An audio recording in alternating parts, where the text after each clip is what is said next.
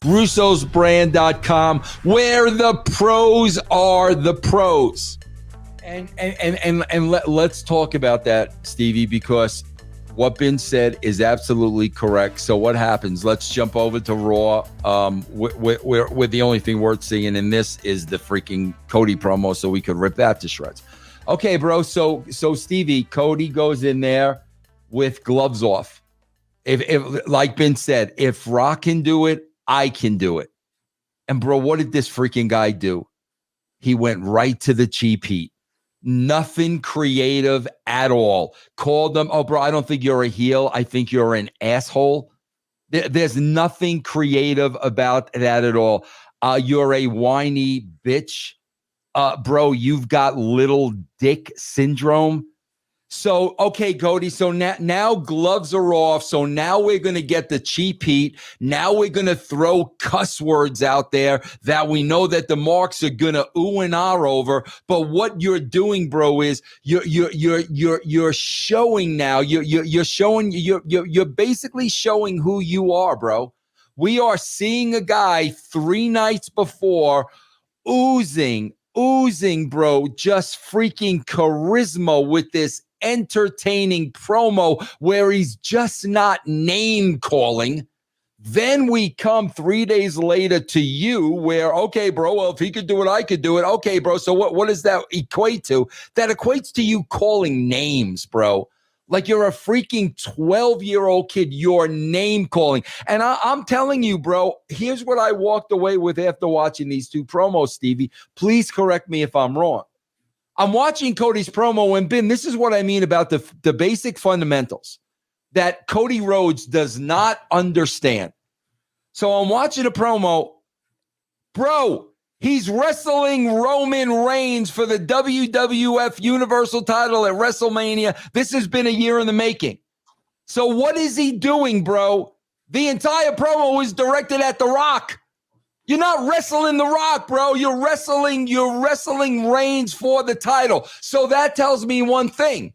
You're supposed to be a babyface. Guess what, bro? The heel has gotten in your head. That's what this tells me. And if I was producing Cody and I said, Cody, what's your promo? And he said, this is it. I would say to him, okay, bro, so you're facing The Rock for the Universal, because you haven't said one word about Roman Reigns. You said it should have been the exact opposite, there about who got in whose head. So how if The Rock is that talented and Cody can't match him in charisma or improvisation, what does The Rock have that Cody doesn't? You have to tear down the big celebrity ego, the overcompensation of charisma that way. So you attack him on his failures, Black Adam, the XFL, that he's a Hollywood sellout and that he's just got all these people fooled and he doesn't really care about them while you are a man of the people.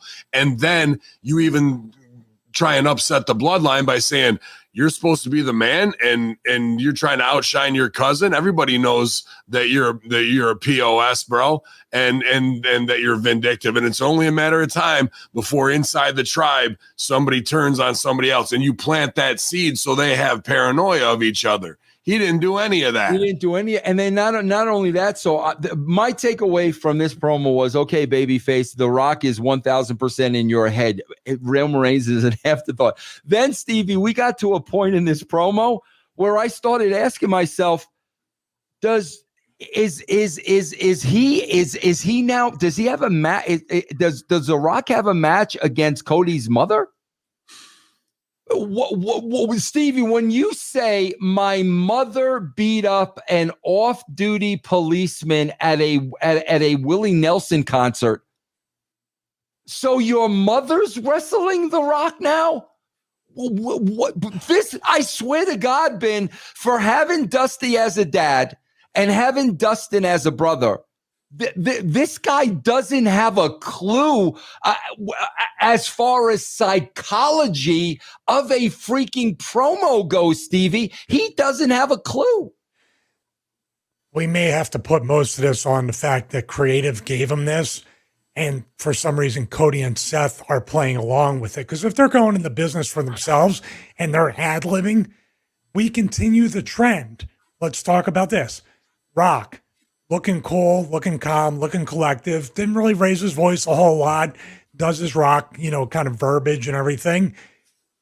Cody and Seth yelling, shut up, personal attacks, small dick.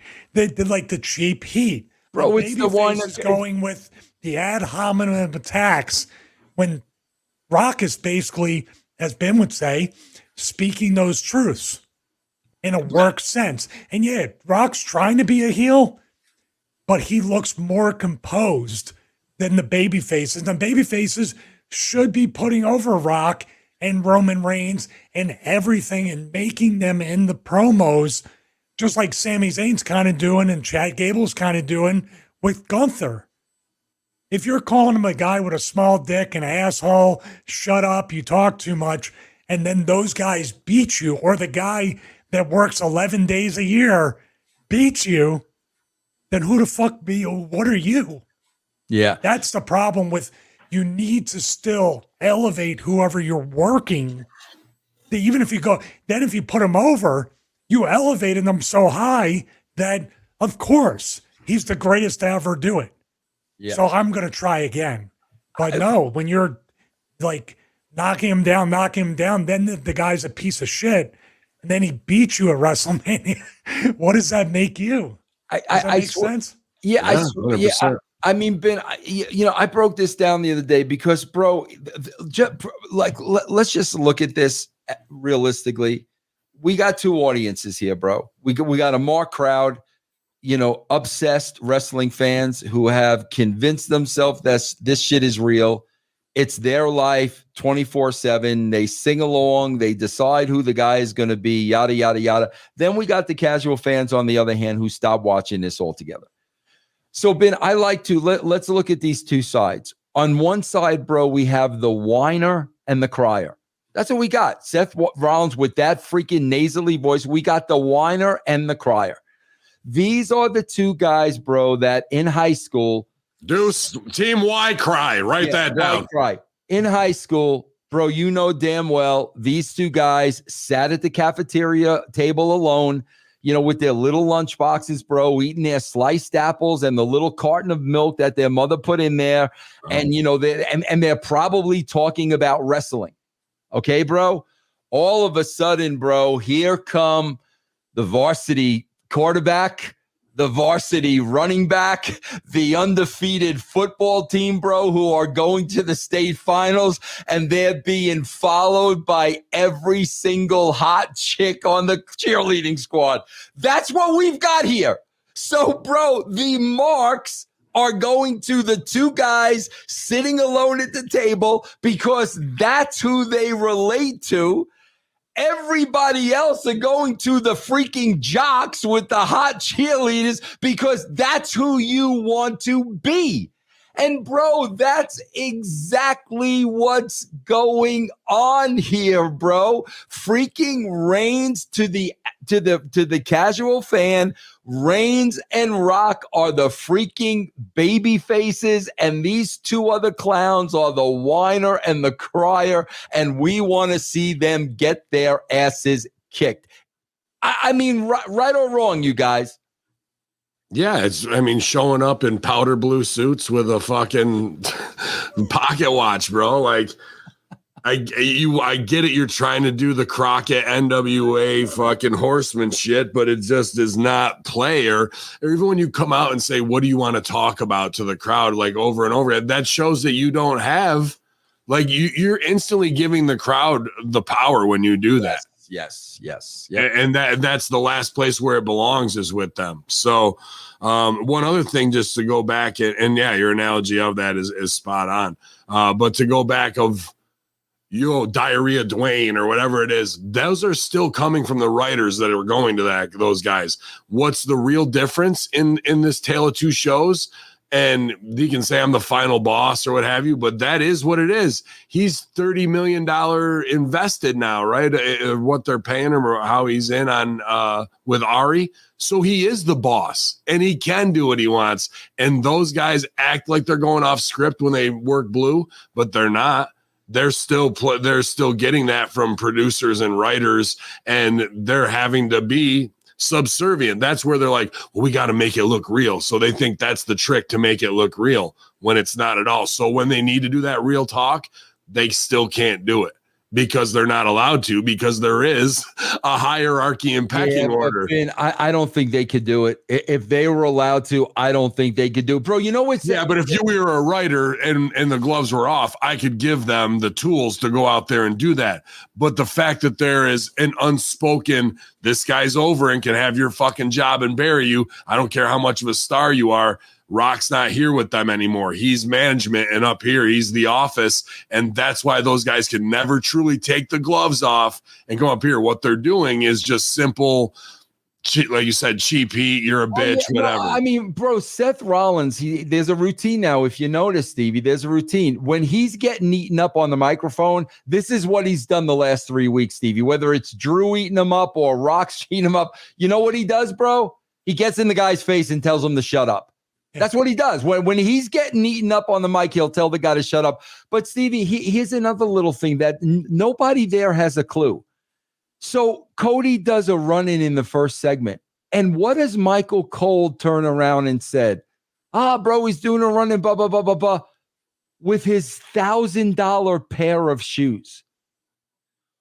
Why would you say that, bro? Like, who watching this show has $1,000 to spend on a pair of shoes? Now you got the two people sitting at home, bro, missing their teeth and eating pork and beans for dinner, saying this guy has $1,000 to spend on a pair of shoes. Why is the grandson of a plumber stunting like that? Why? Well, I was going to say, I think this is time for Ben to bring back the infamous Kentucky wrestling fan, the cross-eyed Kentucky wrestling fan. How would this gentleman react to Cody with his shoes?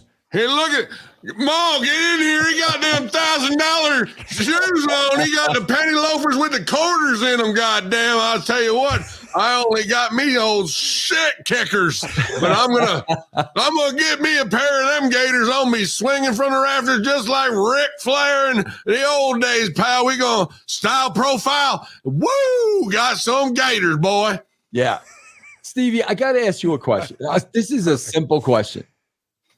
Why do you think Michael Cole is saying that? I don't know. What's the purpose of him telling everybody Cody Rhodes' shoes cost $1,000? There must have been a rib about it earlier in the back, and they're just bringing it up. This lends to, this is what I was just going to bring up, the great segue. Vince is supposedly, allegedly, completely gone, no influence in anything. That's very much a Vince McMahon line, by the way.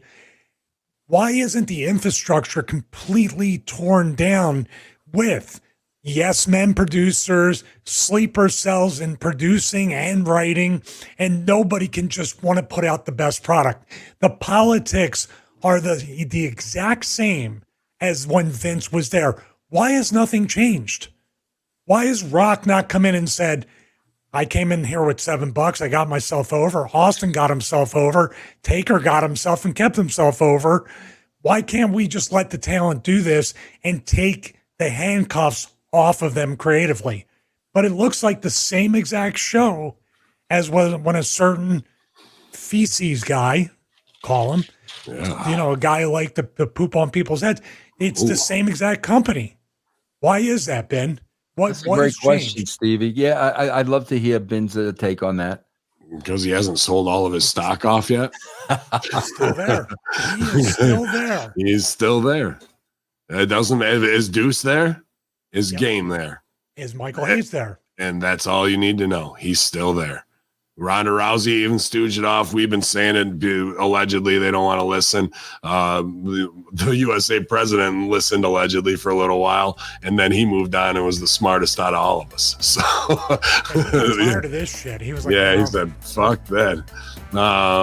Maybe get a hold of Bloomhouse over there. That's your next gig, Stevie. Be like, I can come on in, pal. It's all good. But I'm 100% serious. I think everybody should really ask that question with each passing week. This is the most important time to almost carry the entire calendar year creatively for the company. What's up, Brand? This is Jeff Lane inviting you to come hang out with me over on Twitch. I'm live several nights a week playing games, classic and new, currently going through Final Fantasy VII Rebirth, the new Contra game, and more. So check me out, Jeff Lane 22 on Twitch. Mike Durban was on here and he was talking about the Conan Major Bendy's action figure. This, you got one too, don't you, Vince? Yeah. These are high quality, like the high quality packaging, high quality art, high quality figure. Yeah, very nice. Yeah. But Durban wasn't kidding, guys. These are real high quality. So you can even get these autographed. MikeDurban.com. Check them out before they're gone.